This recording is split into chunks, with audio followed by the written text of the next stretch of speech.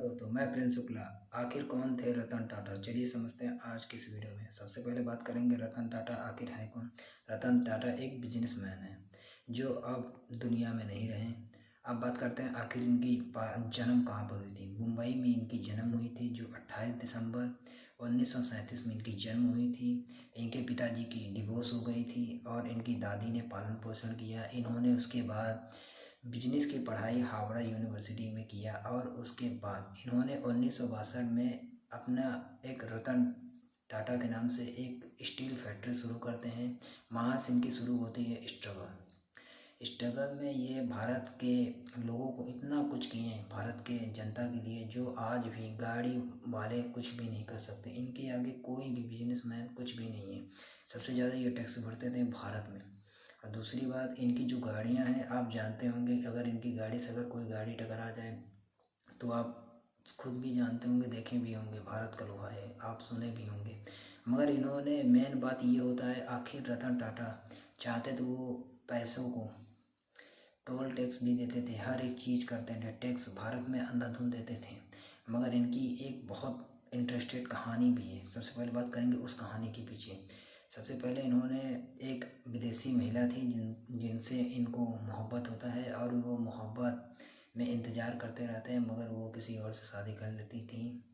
मगर उनके आदमी कहते हैं ना कि प्यार आपको कभी भी हो सकता है, किसी से भी, कहीं भी। मगर इनको प्यार नहीं मिलता और ये उसी प्यार के चलते कभी भी शादी नहीं करते। आप सोचो किस बॉन्डिंग की लव होगी इनकी, क्या लव स्टोरी होगी। मगर कभी ये मिलते हैं तो इनसे ज़रूर पूछते हैं इस लव स्टोरी के बारे में। खैर पूछ नहीं सकते। मगर अब बात करते हैं आखिर इन्होंने भारत की जनता के लिए ऐसी जो इनकी जो शानदार गाड़ियाँ होती हैं, मगर ये जो कम दाम में ये गाड़ियाँ अपनी बेचते हैं। मगर कुछ समय पहले आपने भी नोटिस किया होगा, कुछ समय पहले इनकी एक गाड़ी आई थी नैनो, जिन्हें भारत के लोगों ने भारत के लोग इतना हरामी हैं सबसे पहले कि इनकी एक गाड़ी आई थी जो टू व्हीलर के शौक रखते हैं, यानी जिनकी बजट कम है, उनके लिए इन्होंने गाड़ी बनाई थी नैनो। 50,000 में मिलती थी, 5 लोग आराम से बैठ सकते थे। इन्होंने उस गाड़ी का इतना मजाक बनाया कि उन्होंने इस गाड़ी को बनाना ही बंद कर दिया। सोचो अगर आपको बारिश में ठंड लग रही, मौसम ख़राब हो, बारिश हो रही हो, ठंड का मौसम हो, अगर आपको धूल आ रहा हो, गर्मी ज़्यादा हो, तो इन्होंने 50,000 में अरेंजमेंट वाली गाड़ी, फैमिली गाड़ी बनाई थी, नैनो नाम रखा था।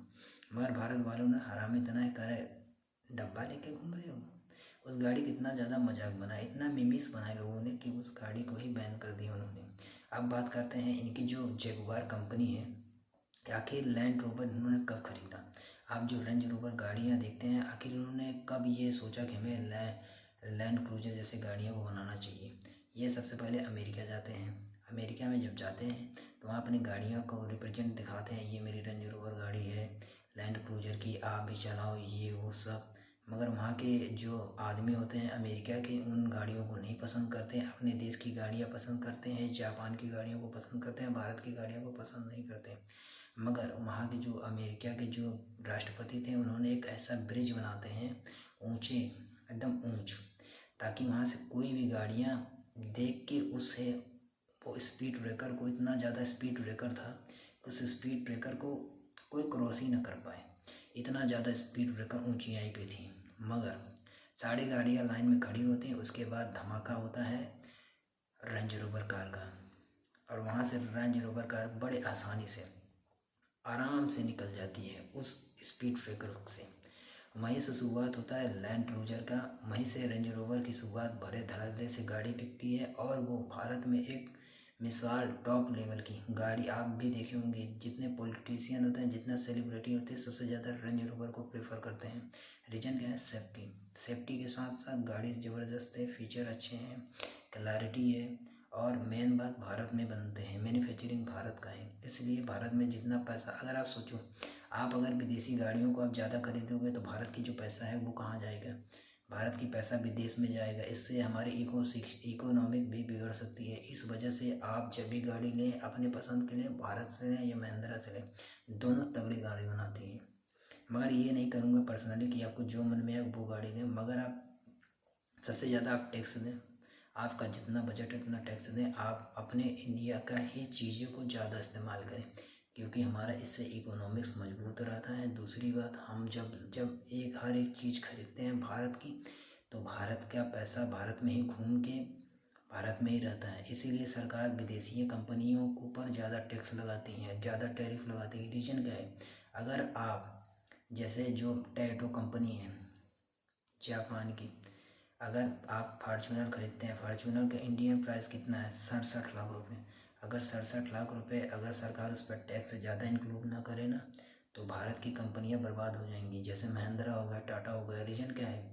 वो जो कंपनियां वो कम ही दाम में अच्छा फीचर देने का, विदेश वाले कम दाम में अच्छा फीचर देने का डिमांड करते हैं। आप हमारा 50 लाख का गाड़ी हम आपको 20 लाख में देंगे, इसीलिए सरकार उन पर ज़्यादा टैक्स लगाती है। अगर सरकार टैक्स नहीं लगाएगी, हम उन पर पूरी तरीके से डिपेंड हो जाएंगे, और जब डिपेंड हो जाएंगे तो कभी भी वो अपनी चीज़ों को बंद कर देंगी। तो इससे हमारे देश का पैसा भी उनके पास जाएगा और हमारे पास कुछ बचेगा भी नहीं। इसलिए सरकार कहती है अपने देश का पैसा अपने पास ही में रखो। इसी के साथ मिलते हैं नेक्स्ट वीडियो में। तब तक जुड़े रहें प्रिंस के साथ। देखने के लिए धन्यवाद।